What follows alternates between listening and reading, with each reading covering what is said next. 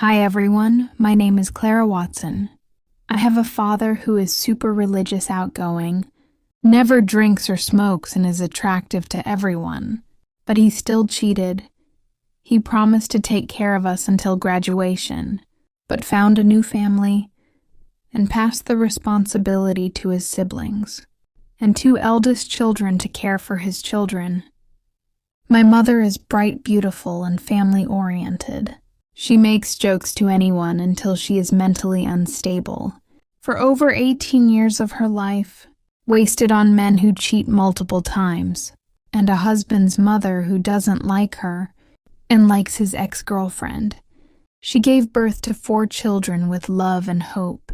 She stopped her work and her school to take care of us, and yet he reasons she wasn't sexually active, and always argues with him after work, because she lost her trust in him, ever since she lost her true self to be with him, who fooled her, with just the bare minimum of sending letters and flowers from an office. They both regret being married at 27 years old, and aren't mentally and physically prepared to start a family.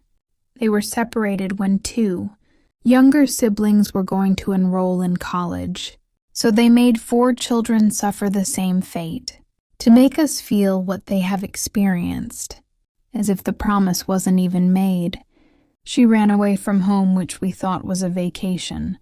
But after 5 months had passed, she texted that she would never come back. The first eldest child lived and graduated with the support of relatives, and bears the responsibility to take care of the grandparents, financial, and other siblings.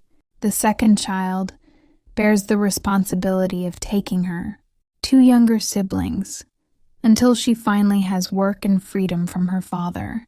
The third child has outstanding grades and was accepted into a big university, but was rejected by her father's approval. To go to a local university instead, she got depressed, and her image of an ideal family was broken. Youngest sibling found a job with a course that is flexible to his work schedule, and he can afford things he used to. I was a third sibling, a middle child who lived in constant emotional and psychological abuse from my own family. I took the course in nursing to be able to help people who have the same experience as my struggles. I was the invisible child, who had no interests like the rest of my siblings. I tried to be a normal sibling, but I was ignored. I tried to be something good, but it wasn't enough.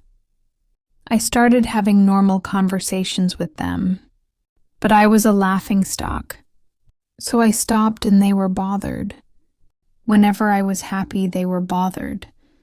I studied hard and couldn't get a part-time job due to hectic schedules as a student nurse, who always has multiple quizzes, activities, exams, and patients to take care of, but they couldn't comprehend what it feels like to be a nursing student. So they were forcing me to work or shift courses. I have a whole week school schedule, which has 4 8-hours a day of school, and the rest of the hours will be spent reviewing notes, research, and performance. I defended myself throughout my life. To the people who thought I was naive, useless, a burden, and a worthless person who only cares about school, they were the people who had the same blood as me. A simple help will make them filled with anger, so I have a fear of asking for help, thinking they will do the same thing. Many companions say, I have to endure their negative actions toward me. The only way to survive is to suffer from my very own source of income to get me to school. But every day is a living hell to me. I went home with little food, a bunk bed that's too hot for me to bear away from the aircon, a bathroom with a lot of cockroaches and a broken sink. But I didn't waver. I compare myself to my own classmates' families. They made them lunch boxes and have loving parents and siblings, which I could never experience. I started feeling suicidal, to the point that I would rather kill myself than live my life with this surname that I considered as their family. My father couldn't even understand what he did wrong. To cheat and expect everyone to forgive him.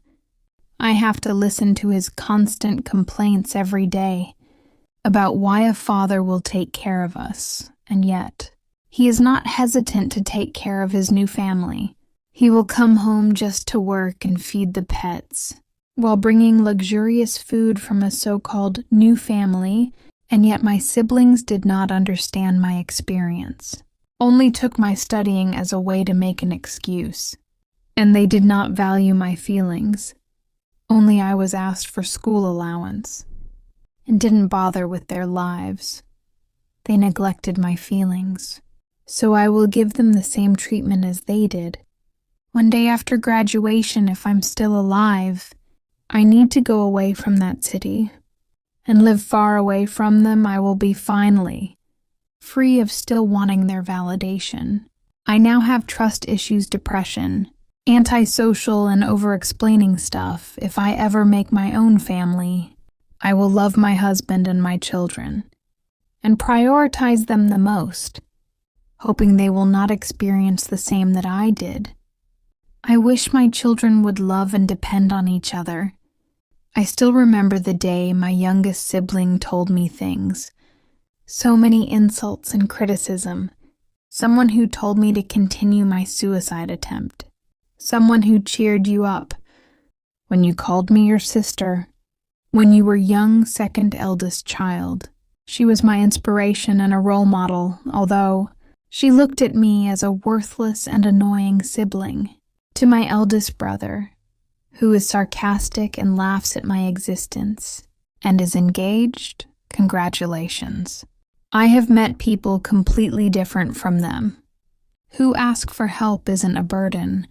They made me feel like I was needed and someone to talk to.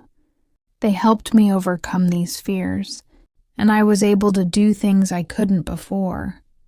They were the problem all this time. I do hope those who have the same experience as me will be successful and achieve their dreams. To all my friends, my uncle and my loving significant other that I love, they will always be in my heart. Don't know how much I can repay you all. Thank you so much.